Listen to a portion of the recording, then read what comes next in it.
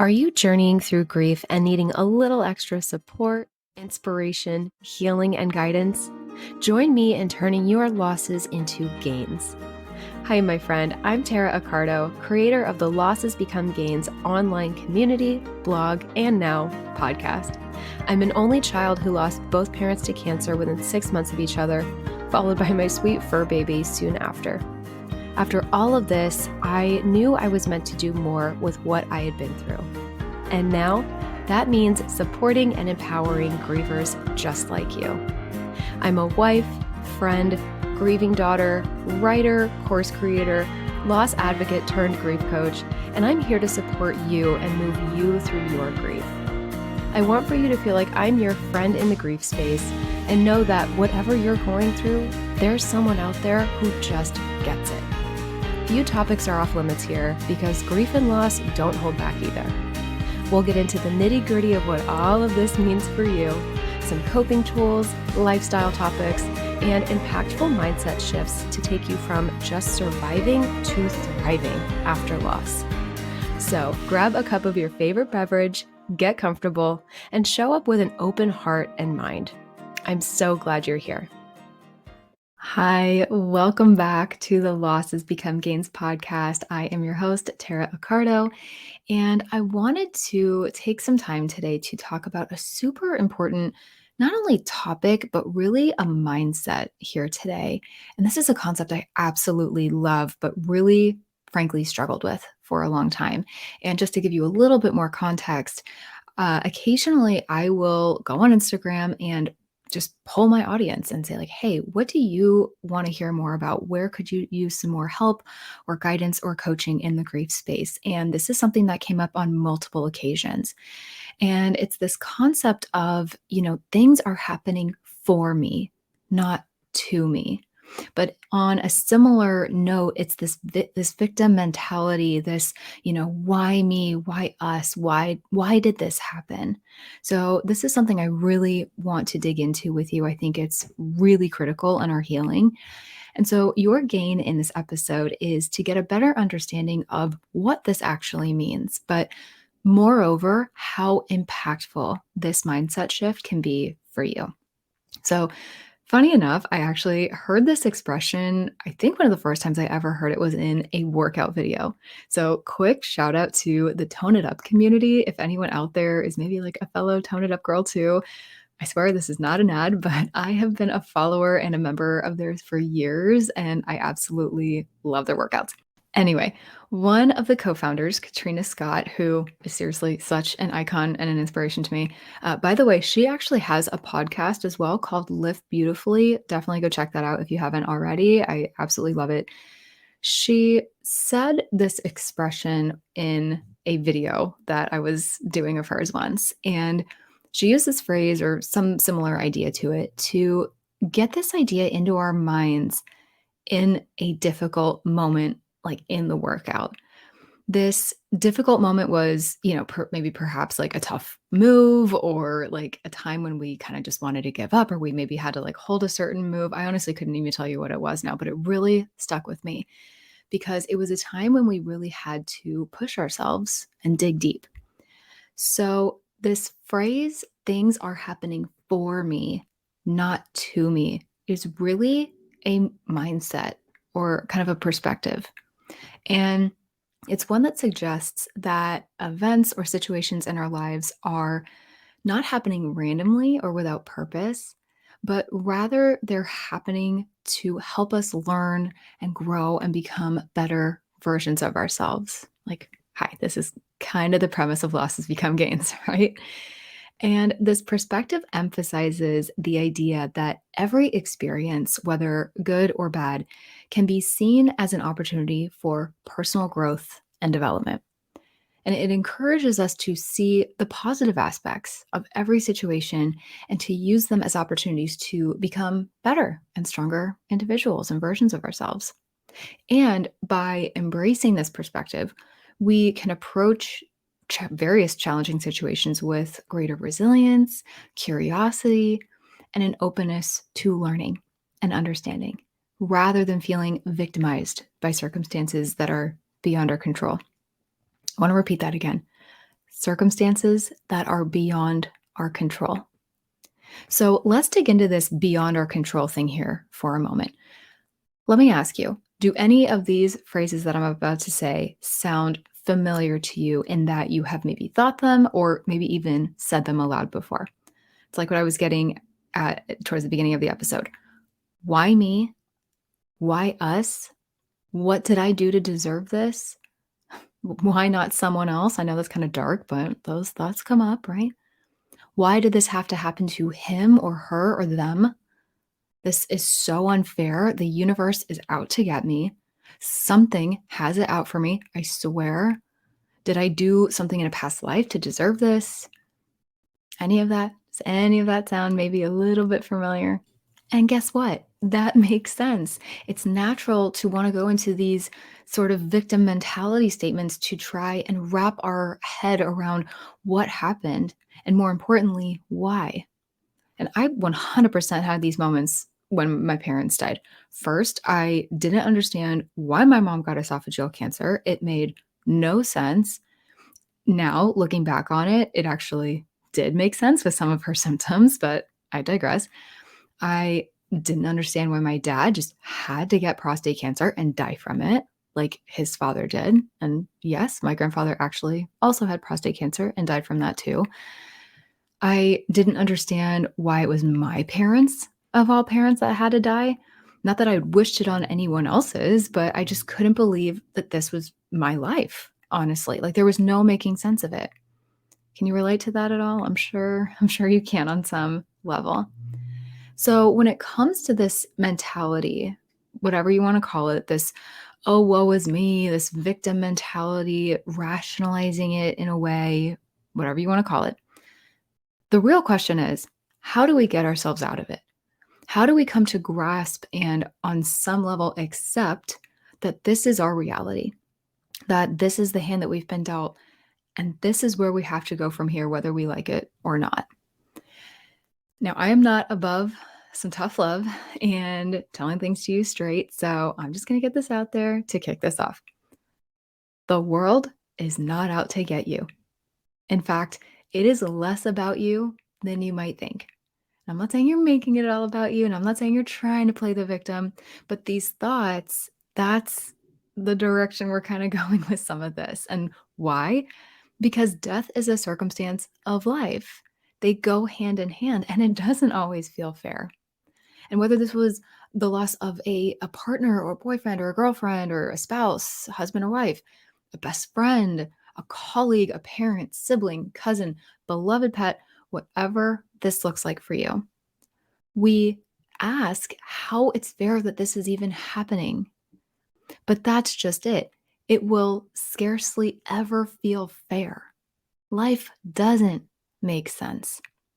It's the unknown as to why that is that can be so maddening to us as grievers, or even not as grievers. This is just the human experience, right?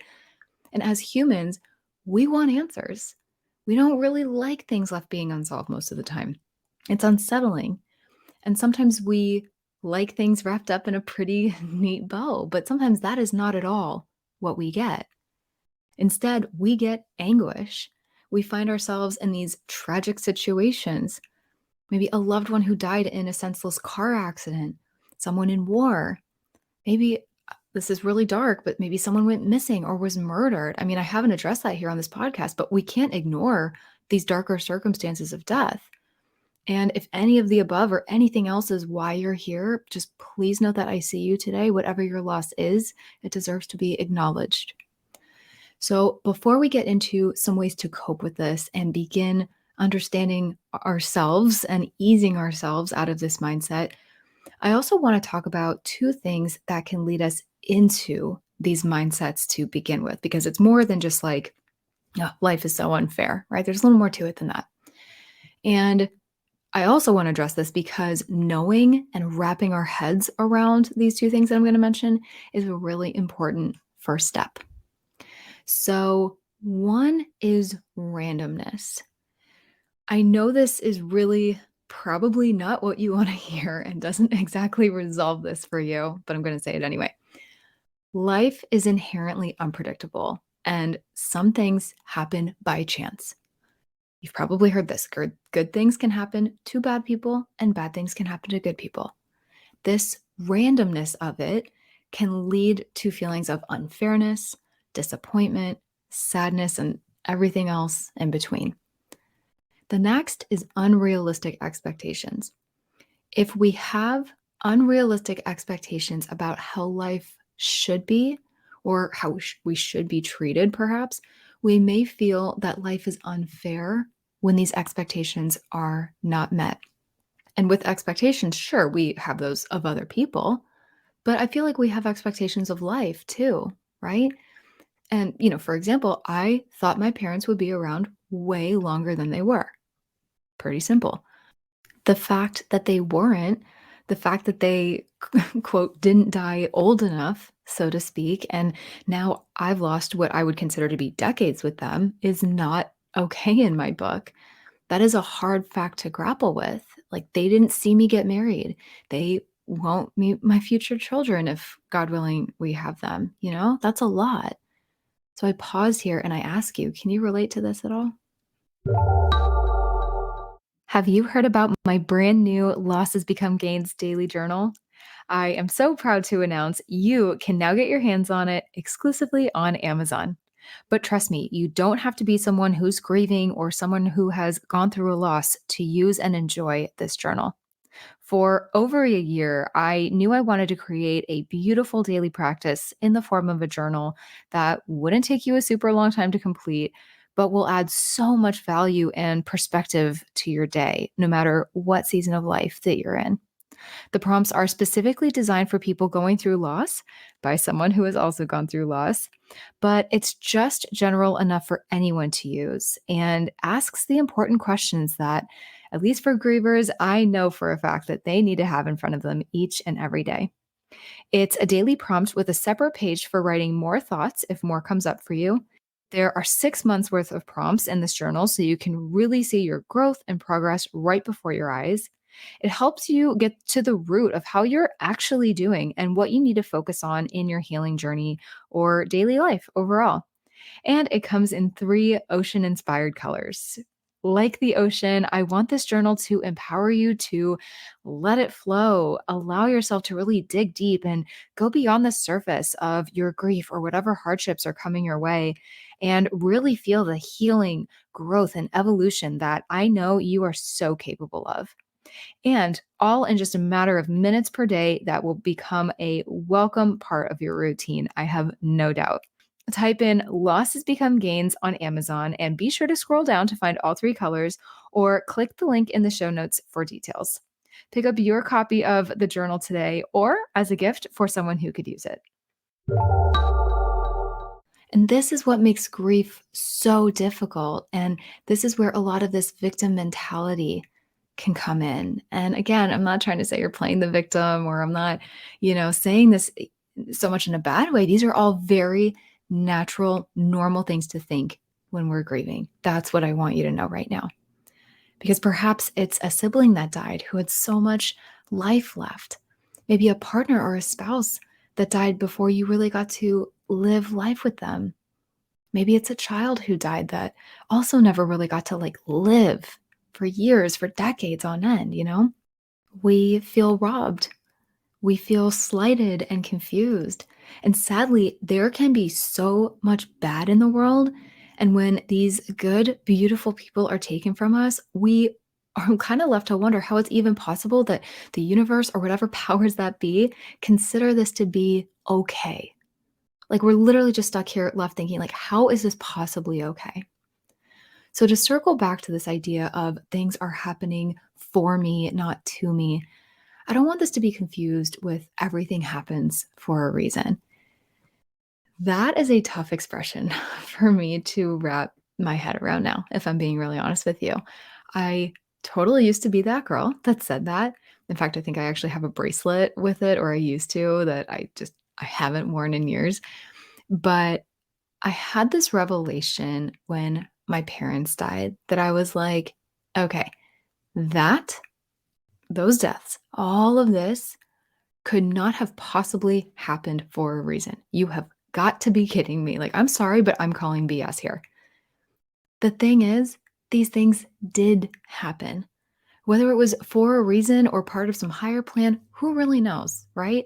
And listen, by the way, I am not shaming here. If you love that expression, everything happens for a reason, more power to you. There's like a little piece of me that still, I guess, kind of believes that, but I really have kind of transferred my energy more into this things are happening for me, not to me, because after such a loss like this, what we have to do is shift our mindset. The toughest realization that we have to have, the most excruciating fact that we have to come to terms with, is that our losses happened. These people did die. These are the circumstances, whatever they are for each one of us. Is this a crappy and unforgiving process? Yes. Do we ever maybe fully feel like any of this is fair? Probably not. And that is not even where I'm asking you to be today. We might never really get there. But what we do have to do is recognize just that. We don't have to agree with it. We don't have to like it. But facts are facts, right? We have to be open to the fact that there might not actually be a reason for why we've lost what we have. We just have. They're gone. It's gone. Now it's picking up the pieces. It's knowing and understanding that there is not always sense to be made here. And in these moments and knowing and understanding, that's where we can begin to let that go, to stop racking our brain trying to understand the why behind it and come to know and embrace the fact that this is the reality of the curveballs that life throws at us. You might not find peace that you're seeking. I do feel peace is out there, for the record. I do feel like we can unlock that, and we are going to do that here in this podcast. But what I really want to say here is there's almost this like deep breath that we're able to take by surrendering the pressure for understanding and sense making and acceptance. And the moment that we loosen the grip on that and stop squeezing the hose of understanding, so to speak, so tightly to this idea that we must understand the why behind everything, that ironically is where the most serenity from a loss can come. Like, this is life. Life happens. Beauty and miracles happen, and tragedy happens. And we might not understand why someone or something was taken from us. But now is when we can open ourselves up to the more that is out there. The fulfillment and anticipation for what is, the appreciation for what is, what still is, what will come to be, and what we don't even know is ahead of us yet. So, with all of that being said, you might be asking, okay, Tara, so how do we tap into this then? Like, my mind's open a little bit, I'm cracking the door, but I'm not fully there. So keep talking. And that's a good question. And that's exactly what I'm going to do. There are 3 really quick aspects of this that I'll get into here to begin wrapping up this quick episode. And I want to preface this by saying that this is not something you have to embrace right now. This isn't something you need to begin putting into practice right this second if you're not there emotionally. My job is not to force you here. But what I do want for you to do is to hear these and give them some serious consideration and a real shot at working for you. 1 is to acknowledge your feelings. Yes, we have said this before on this podcast, but I really mean it here, and here's why. It's okay to feel angry and sad and frustrated or disappointed or any emotion under the sun. And it's okay to feel these right now. And it's okay to feel these years from now. We might never fully feel settled with it, but a sense of living with that and working around that, that's what we're aiming for. So acknowledging your emotions is a critical first step in accepting what has happened, but more importantly, so we can better cope with it that way. The second is to focus on what you can control. So while might be many aspects of a situation that are out of your control, I want you to try and focus on what you can control. This may involve taking action to adjust your perspective, just like we've tapped into here a little bit today. Also, focusing on who or what is in front of us, perhaps on our daily routine. There is an entire episode coming on the topic of a daily routine, too, by the way. But that is another thing that is like a great thing for bringing us down a little bit, especially when things feel very out of control around us. Being able to rely on a routine, doesn't have to be anything crazy here either, is a really good way to like bring ourselves down a little bit and be more centered with what's going on. Also, our friends and family who are showing up for us, give them some love. Perhaps children or a pet or multiple pets that need us. Maybe a job that, while it might be difficult to focus on right now, maybe it's one that we're still grateful for because it gives us a consistent paycheck, right?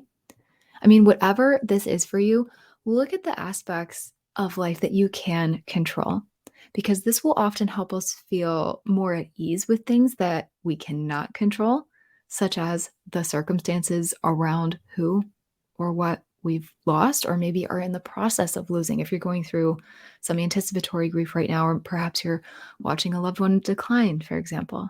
I've been there. Last is to practice gratitude. We have to remember that even in difficult situations, there are things to be grateful for. Now, you might want to be telling me to kick rocks with this gratitude stuff right now, especially if you are in your earlier stages of grief. Trust me, I know. No one could have told me to be grateful for a damn thing when I lost my parents. Not for a really long time. Gratitude is honestly something we have to work on sometimes.